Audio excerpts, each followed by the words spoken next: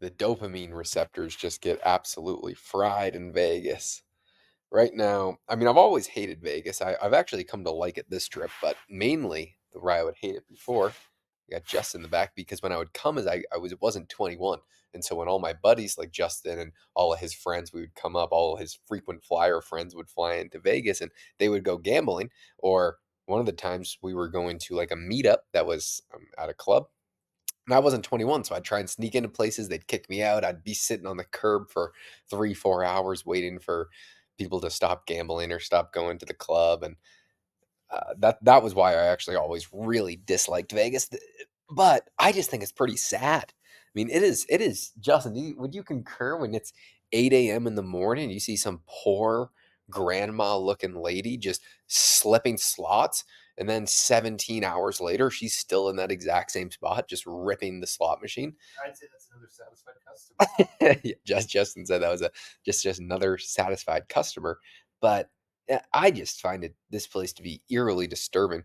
But there's also a lot of great things. I mean, there's a lot of like it's a great nightlife, a lot of food, a lot of things to do.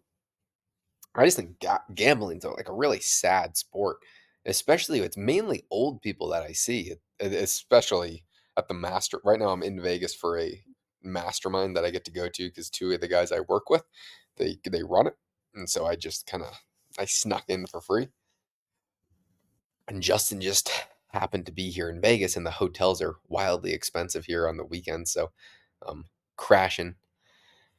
But it, what are your thoughts on Vegas, Justin? I don't know. Like I would say, Vegas is a town that is authentically inauthentic. Like it's totally fake, but like it doesn't like try to hide the fact that it's totally fake. And so like I don't quite know how to like reconcile those two things together. Um, it's very different for me on the weekdays than on the weekends. Typically, I don't like to be on the weekends. Too many people. But the weekdays, it's pretty low key. You mentioned like the hotel rooms or whatever, right? The room we're in right now, this goes for 30 to 80 bucks midweek, but it jacks up to like 600, 700, for the weekend. Even more if there's like a flight or something in town. Mhm. So, Yeah. Yeah, it's just a bizarre place in general. I don't think I would not want to live in Vegas. I love Scottsdale. That's where I've been living recently. I think what I would say for Vegas, if you actually like live in Vegas, there is a spot in where Summerlin earlier today, like on Yeah. the other side of the mountain there by Okay. Charleston.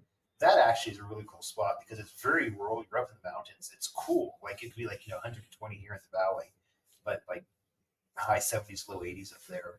Get snow in the winter, all that jazz. But that seems like an interesting spot.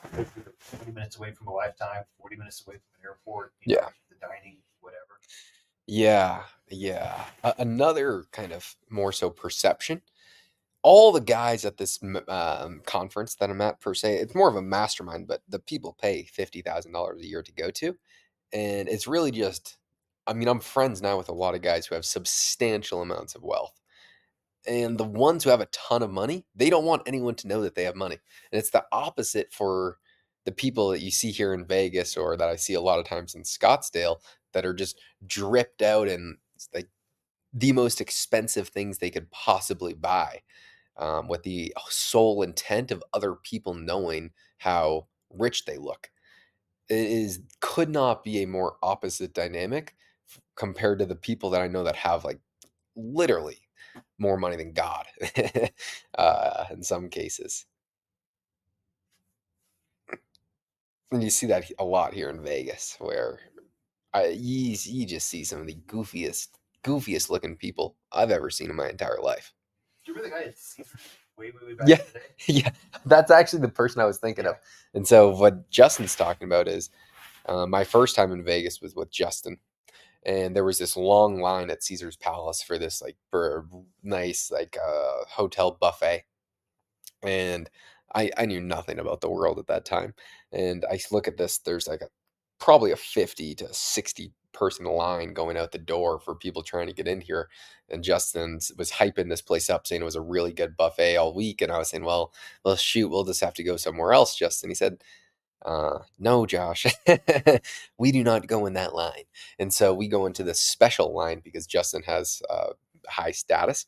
And so we go into this special line with one other person in it, and it's this Asian dude who is just his entire outfit is just Louis Vuitton. He's Louis Vuitton glasses on, Louis Vuitton shirt, pants, belt, shoes. He probably had Louis Vuitton socks on. And like it's just some sort of egregiously gold, sparkly diamond watch, just exacerbating. Hey, everyone, look at me! I'm incredibly rich. Yeah, and probably the magic phone too. You and I, as you've purchased before. That's one of the top things. When someone says like, "What do you think of my bow tie?" Oh, that looks great. Do you have the matching phone?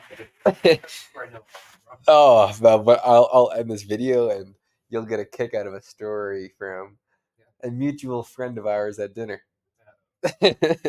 So I guess I'll end this video here. Do you have any wise words to add for anyone looking for business advice? I don't know. Vegas fun on the weekdays, but on the weekends. Well, I was thinking we could go downstairs and we could go gamble. We could. That just sounds like. Do you enjoy gambling? I mean, you're like a social gambler, I reckon. Yeah, I mean, like I don't mind playing blackjack, but like generally when it comes to or whatever they call it, but like generally when it comes to like poker and all that, like it's not really my thing. You wouldn't Like, go rip slots. So here's one good thing of slots. Like if you've never here's like a Vegas tip, whatever, right? If it's your first time to Vegas or whatever, right? Assuming you're over 21, sign up for all the hotels like loyalty shit. Because what they'll do is they will give you like $20 whatever free slot play. In other words, you can hit the machine for $20 worth of shit, Mm-hmm. and like the chance that you probably will win something, but you might win something. And so that's kind of fun. Mm.